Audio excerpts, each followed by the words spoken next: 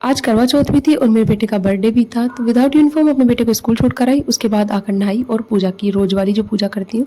उसके बाद मैंने छोले चढ़ा दिए थे रात के डिनर के लिए, छोले बनाने वाली थी रात के डिनर में। उसके बाद मैं अपनी पजेब पहनी, तैयार होने लग गई थी। पजेब पहनी, नए बिछवे पहने और उसके बाद मुझे लगानी थी करवा माता की चौकी।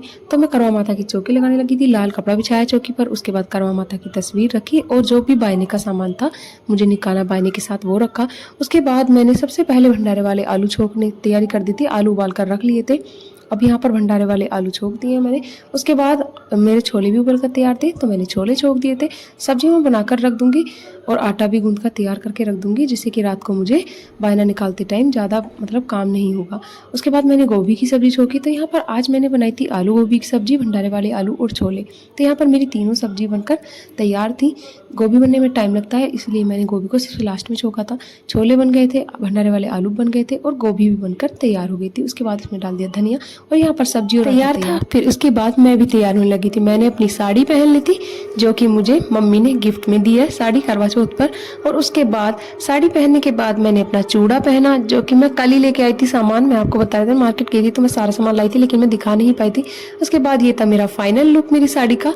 तो मेरी साड़ी कैसी लग रही है आप कमेंट सेक्शन में जरूर बताना। उसके बाद मैंने बालों का हमेशा ही कंफ्यूजन रहता है, किस तरीके से बांधूं किस तरीके से नहीं, तो मैंने जूड़ा बना लिया था। उसके बाद भाभी के पास पहुंच गई थी कहानी सुनने के लिए। मैंने और भाभी ने बैठकर कहानी सुनी और यहाँ पर दीदी भी आ गई थी। हमने तीनों ने मिलकर फोटो खींचे और खूब सारी मस्ती की। और तीनों ने बहुत ही यहाँ पर दीदी हैप्पी करवा चौथ बोल रही थी आप सभी को। उसके बाद मैं और भाभी फिर निकली थी पार्क में फोटो खींचने की। दीदी नहीं आई थी हमारे साथ, वो बोल रही थी कि अभी धूप ज्यादा है, रात को खींचेंगे। उसके बाद आज मेरे बेटे का बर्थडे था, उसकी ताई जी ने उसके लिए मंगाया था छोटा सा स्पेशल केक, उन्होंने केक कट करवाया। फिर मैं मम्मी के पास पहुंच गई थी। ये मम्मी है, भाभी की मम्मी है, तो मैं भी मम्मी ही बोलती हूँ। उनके पास पहुंच गई थी फोटो खिंचवाने के लिए। फिर उसके बाद मैं घर आते ही लग गई थी अपने काम पर, जो मेरा बचा कुचा काम था। मैंने लच्छा बनाया, उसके बाद मैंने हलवा बनाया और उसके बाद मैंने पूरी बनाई बायने के लिए। बायना निकालने का टाइम हो चुका था, थोड़ा सा लेट ही हो गया। बायने की थाली लगानी स्टार्ट कर दी थी। मैं अपना बायना देती हूँ अपने जेठ जी को, और जेठ जी और जेठानी जी को, हमारे यहाँ पर अपने से बड़े को देते हैं। तो जेठ को दे सकते हैं, ससुर को दे सकते हैं, सास को भी दे सकते हैं, जेठानी को भी दे सकते हैं, ननद को भी दे सकते हैं। तो मैं भैया भाभी को बायना देती हूँ। मैंने बायना निकाला, भैया भाभी को देकर आई। उसके बाद आकर मैंने अपना व्रत